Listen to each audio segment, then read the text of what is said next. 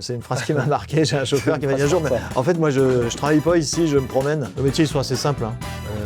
Chauffeur-livreur, il suffit d'avoir le permis, 2 bras, 2 jambes, et on s'en sort. Bonjour et bienvenue sur ASAP, le média de l'entreprise qui bouge. Ici, on parle de santé, de sport et de bien-être en entreprise, mais aussi de qualité de vie au travail et d'organisation. Et justement, quand on parle d'organisation, et si la révolution aujourd'hui, c'était de ralentir? Pour explorer cette idée, j'ai décidé de pousser le curseur au maximum et d'aller rencontrer une entreprise de transport express. Nous sommes aujourd'hui avec Alexis Raillard, dirigeant de Transeco. Alexis, pourquoi avoir racheté Transeco? Eh bien, en fait, je cherchais une entreprise de service, parce que moi, j'ai fait que du service dans ma carrière. Et puis, on m'a proposé Transeco. Et l'idée, c'est que c'était une entreprise que j'avais déjà croisée, que je connaissais, et qui avait une bonne renommée, qui était reconnue à Nantes. Qu'est-ce qui t'a séduit dans ce métier, justement? Ce métier de l'urgence, ce métier de service, vraiment, on est au service du client. Et puis, un métier de la route. Moi, j'ai toujours managé des chauffeurs. Donc, c'est un métier que je connais.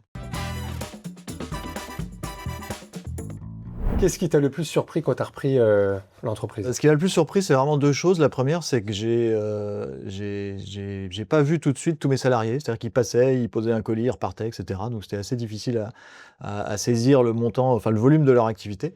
Et puis la deuxième chose, c'était l'urgence, le bordel, l'inorganisation, le fait que le téléphone faisait que sonner, que tous les jours on s'engueulait avec les clients au téléphone. Enfin voilà, cette espèce d'effervescence qu'on imagine assez facilement dans une boîte de courses. Ok, et c'était stressant pour les équipes? Tu sentais qu'il y avait... Alors pour les équipes, je sais pas, mais moi ce que je savais, c'est que je pouvais pas vivre dans un modèle comme ça très longtemps, et donc ça a tout de suite enclenché quelque chose de... il faut changer des choses. Tu as une formation d'ingénieur. Ouais. Qu'est-ce que ça a changé dans la reprise de Transeco? Qu'est-ce que ça a changé justement cette formation d'ingénieur pour toi? Moi je suis ingénieur des mines, donc avec une vision industrielle. Et donc là, on arrivait dans une entreprise qui n'était pas du tout structurée de manière industrielle. Donc l'idée a été de se dire, on va utiliser cette vision industrielle, cette connaissance de l'industrie pour transformer l'entreprise sur des modèles comme ça. Donc l'organisation des flux? Ouais, l'organisation des flux, le management. Moi, j'ai travaillé dans les grands groupes aussi avant, donc c'est des secteurs très structurés, très organisés. Et donc là, on était sur quelque chose de très peu organisé. Donc c'est ce schéma-là, un petit peu structuration, organisation, industrie, que je me suis décidé à déployer. Qu'est-ce qui manque dans ce secteur justement? Là, on est dans le transport express. Qu'est-ce que tu as, quand tu as repris l'entreprise, qu'est-ce que tu as vu tout de suite qui manquait peut-être dans ce secteur-là? L'organisation L'organisation? et le retour d'expérience. Ok. Tous les jours, on fait les mêmes conneries. Tous les jours. Ouais. Et en fait, le soir, on n'a pas le temps de se dire qu'est-ce que je fais pour pas refaire la même connerie demain. Que ce soit l'entreprise, les clients, les salariés, enfin l'ensemble de la chaîne de production fait les mêmes conneries tous les jours. Et c'est satisfaisant. Et c'est satisfaisant. Évidemment, non. J'imagine. Ouais, j'imagine. Qu'est-ce que tu as changé concrètement justement dans cette organisation? Toi, en arrivant, qu'est-ce que tu as voulu faire quand tu as repris l'entreprise? Il y a des exemples assez simples. On a structuré de la tournée là où on faisait des points de collecte isolés. C'est assez basique, hein, et on n'a rien inventé. On a juste pris le temps de réfléchir 5 minutes et puis de mettre en place des choses adaptées. On a mis en place un service d'astreinte. L'ancien gérant, il avait son portable, ça sonnait du matin au soir toute la journée. Nous, on a mis en place un service d'astreinte avec un salarié qui est d'astreinte, qui a un téléphone, une voiture, qui est payé pour ça et qui répond au téléphone en dehors des heures ouvrables. On a mis en place une pause le midi. En fait, dans les boîtes de transport comme Transeco, le téléphone, il sonne non-stop toute la journée, et si on est en train de manger, on va répondre. On a mis en place, on va quand même s'arrêter pour manger, ne serait-ce qu'une heure le midi, etc. Ouais. etc. Et tu me disais en off justement que quand tu es arrivé, il y avait 100% d'urgence. Ouais. Qu'à un moment, il fallait un peu analyser tout ça et que tu as demandé à tous tes gars, stop, on arrête là, on va analyser tout ça. Ouais, ça s'est pas fait aussi vite que ça. Ouais, mais en tout cas, dans l'idée, c'était de voir dans ces urgences ce qui pouvait être anticipé. On a fait le travail qui n'était pas fait, c'est-à-dire on arrive à la fin de la journée, il s'est passé des conneries, d'où vient cette connerie, qu'est-ce qu'on peut en analyser, qu'est-ce qu'on peut ne pas refaire le lendemain. Et on n'a pas fait le stop, on va tous ralentir, on a pris le temps de réfléchir, de prendre du recul par rapport à l'activité. C'est l'avantage de Transeco, l'entreprise est quand même assez grosse par rapport à beaucoup de nos concurrents, donc on peut sortir un petit peu de la prod et se mettre une journée ou deux à réfléchir, à prendre du recul et se dire si on change ça, on se rend compte qu'il y a un client qui n'a pas eu tous les jours à 15h30 pour faire tous les jours la même course. C'est plus une urgence. Ben, en fait, c'est pas une urgence C'est pas parce une qu'en fait, urgence. je sais que demain il va appeler à 15h30, donc c'est du planifié en fait. Et on va D'accord. transformer petit à petit une majorité de nos flux de transport avec le client. Parce qu'en fait, Donc on va ça juste. lui coûte moins cher, donc il y a moins Voilà, d'urgence. en même temps, on va appeler le client, on va lui dire bah, en fait, je sais que demain à 15h30, tu vas m'appeler. Ah bon? Bah oui, ça fait 10 ans que tous les jours, tu appelles à 15h30. Ok, Ah d'accord, et ben en fait, on va dire que tous les jours, tu n'as plus besoin de m'appeler. Donc moi, ça me fait un coup de fil en moins. Et bien. puis, je vais passer en planifié. Et puis, comme c'est planifié, je vais mutualiser mes tournées. Ça va te coûter moins cher, ça va me coûter moins cher, tout le monde est content. Dans ton secteur, tout le monde parle de vitesse, et toi, tu as demandé à tes chauffeurs de ralentir. Est-ce que tu peux nous expliquer? Ouais, j'ai une culture qui vient des grands groupes qui est très tournée sécurité. Le risque chez nous, c'est le risque routier. L'accident de la route, c'est vraiment le gros problème. Alors, on a quelques accrochages, on fait de la carrosserie froissée, c'est pas très grave. Mais le vrai risque, et ce qui me. C'est l'humain. Ouais, c'est l'humain. Mm. C'est le jour où j'ai un gars qui va rester dans sa voiture, ça va pas me plaire Mm. du tout. Donc, en fait, qu'est-ce qu'on fait pour ça? On fait de la prévention. C'est pas du tout consubstantiel à notre secteur. Ça n'existe pas dans notre secteur. Mais dans les grands groupes, on faisait de la prévention, notamment sur la partie sécurité routière. Donc on a travaillé ça, et ça va de pair avec ce qu'on a proposé à nos clients, de ralentir, d'arrêter de faire de l'urgent là où c'était pas urgent. Mais on va faire la même chose avec nos chauffeurs. Donc on va respecter les règles de la route. Le coursier, c'était le cow-boy. Hein. Ouais. Aujourd'hui, nos coursiers, c'est pas des cow-boys. Ouais, on en voit encore beaucoup, mais c'est vrai Ouais. que comment ils ont réagi justement les chauffeurs au départ? Parce que ça... Alors, une culture, ça se change pas en 2 minutes. Ouais. Donc, il y en a qui ont compris, il y en a qui ont compris avec du délai, il y en a qui n'ont pas compris, qui sont partis. Et puis, en fait, le renouvellement et puis les évolutions naturelles font que cette nouvelle culture, maintenant, elle est plus naturelle pour le nouvel entrant dans l'entreprise et que c'est plus simple à convaincre parce qu'en fait, c'est dans les murs. Certains de tes chauffeurs disent maintenant qu'ils ont l'impression de se promener. Ouais, c'est une phrase qui m'a marqué. J'ai un chauffeur C'est qui une m'a dit un phrase jour, mais forte, ça. en fait, moi, je travaille pas ici, je me promène.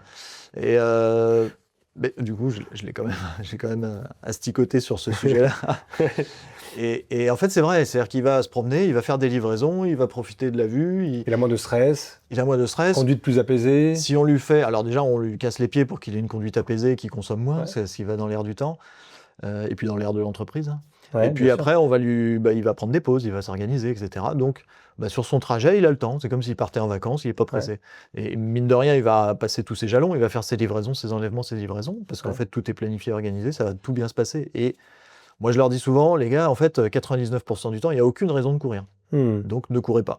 Ok. Parce qu'il y en a, tu leur dis de ne pas courir, ils courent quand même. Ouais. Là, nous, on leur explique, non, ne courez pas. 1% du temps, il va falloir courir. Ouais, bien sûr. C'est le jour de rush, c'est la fin du monde, c'est voilà, il faut y fameuse aller, il urgence, faut ouais. être capable de taper dans la butte. Mais Ouais, 99%, on est tranquille. Et reprendre le plaisir de conduire aussi, peut-être? Ouais, pour alors eux ça, c'est vachement passé avec l'électrique aussi, parce que Ok. on roule beaucoup à l'électrique, donc il n'y a plus d'embrayage, c'est beaucoup plus calme, ça fait moins de bruit, c'est plus simple à conduire, on passe pas les vitesses, et puis ça impose d'être plus calme aussi. Je rebondis sur la notion de plaisir. Tu disais que le travail doit rester un plaisir, je partage totalement ça. Comment tu as créé justement cette ambiance dans l'entreprise pour essayer de ramener et de garder du plaisir à travailler, à venir chez Transeco et... Le plaisir, il est Qu'est-ce que- différent pour tout le monde, donc on a fait des choses qui me correspondent.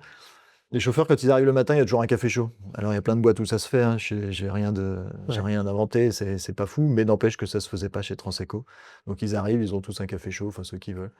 Et puis, on fait plein de choses au fil de la journée, au fil de l'année. Là, on a fait cette semaine le résultat de l'élection du meilleur coursier. Donc, c'est une petite action qu'on a tous les ans.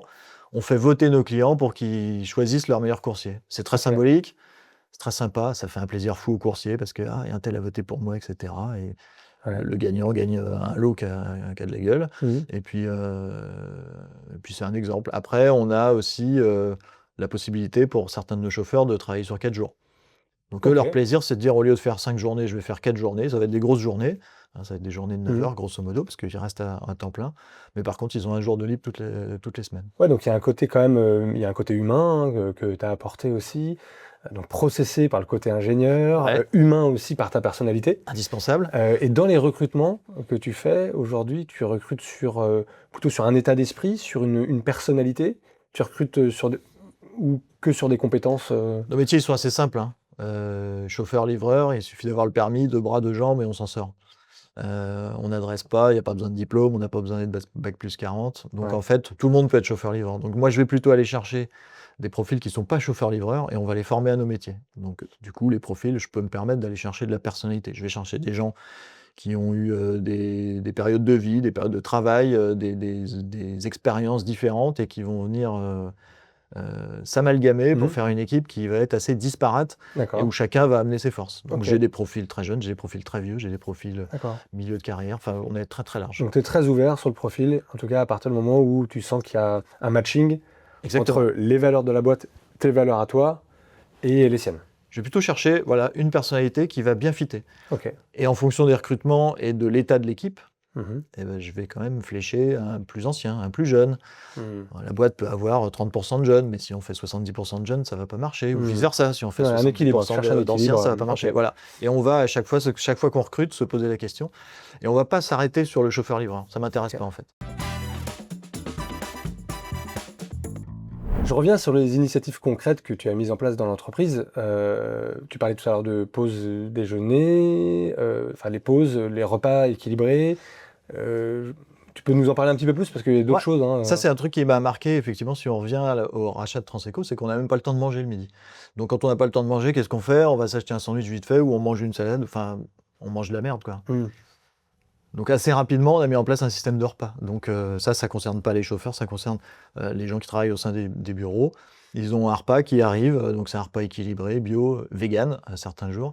Donc l'avantage, c'est qu'on finit son boulot à 12h30, on se dit, bon, qu'est-ce qui se passe? Et ben, il y a un repas qui est là, chaud, qui nous attend, et on sait que c'est bon. Il n'y a pas besoin de courir pour aller chercher à manger. On n'a pas besoin de courir, et on n'a pas besoin de se dire, ah ouais, mais je vais encore manger une pizza ou un sandwich. Voilà. On a des choses qui arrivent bonnes.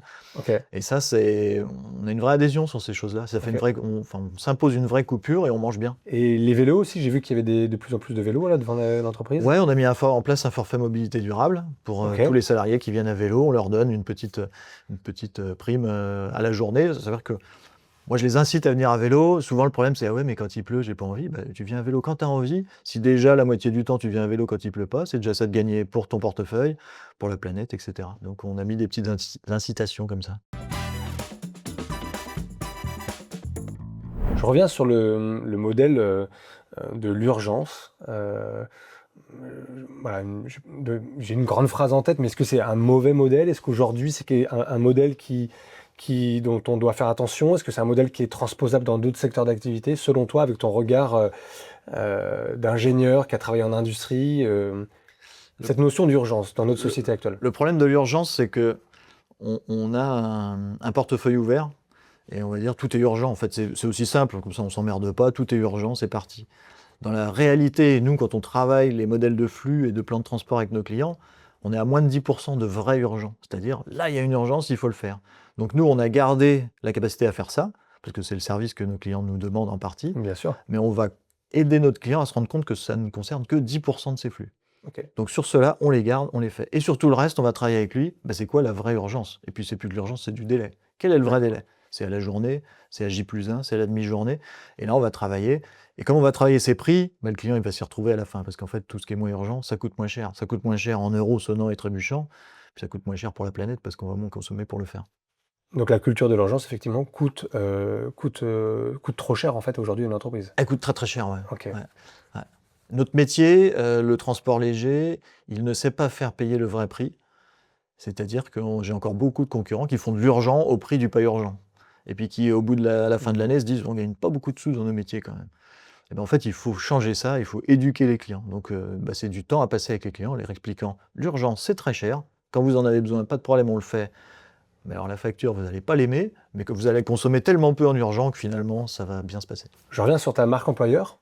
Aujourd'hui, le fait d'avoir changé cette organisation, d'avoir mis en place des initiatives, et que ce que tu ressens que la marque employeur est favorisée, ce qu'il y a des candidats, des salariés qui viennent à toi, qui s'interrogent sur ta façon de faire, C'est même impressionnant, c'est-à-dire qu'en fait, je mets quasiment plus d'annonces, j'ai que de la candidature spontanée, qui est beaucoup plus qualifiée. En fait, on a communiqué sur ce qu'on faisait, nos salariés communiquent sur ce qu'ils vivent chez nous. Donc quelqu'un qui s'intéresse un petit peu au secteur et qui se dit tiens, j'irais bien travailler dans une entreprise qui est performante, il va se tourner vers nous et en fait il va vite voir si ça match au niveau valeur Et en fait, il ne va pas candidater si ça ne matche pas. Donc en fait, les profils qui vont arriver chez moi vont être beaucoup plus sélectionnés. Et en fait, c'est vachement plus agréable parce que les entretiens sont plus sympas et on va plus vite droit au but. Alexis, question finale, qu'est-ce que tu donnerais comme conseil à une personne qui souhaite reprendre une entreprise? De ne pas être impatient. Ok. Il n'y a pas d'urgence. Il faut prendre le temps de regarder, il faut prendre le temps de réfléchir, de reculer. Souvent, on a envie d'imposer sa marque, on a envie de donner des grandes directions. Ce qu'a fait le prédécesseur, le cédant, c'est pas idiot, donc il n'y a pas d'urgence à changer les grandes directions, sauf quelques cas particuliers.